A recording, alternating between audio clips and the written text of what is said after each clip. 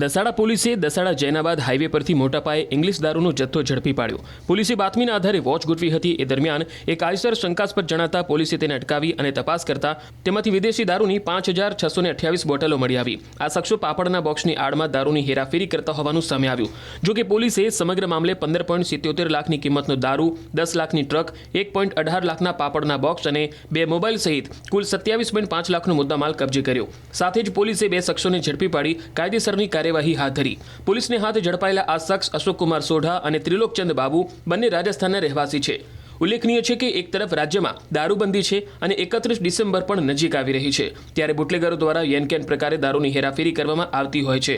તો બીજી તરફ પોલીસ પણ આવા શખ્સો સામે લાલ આંખ કરીને તેમને ઝડપી પાડવા ચાંપતો બંદોબસ્ત ગોઠવીને ખડે પગે ઊભી છે. QR કોડ સ્કેન કરો અને ડાઉનલોડ કરો ન્યૂઝ 18 એપ. મેળવો ગુજરાત અને દેશ દુનિયાની પળે પળની અપડેટ્સ.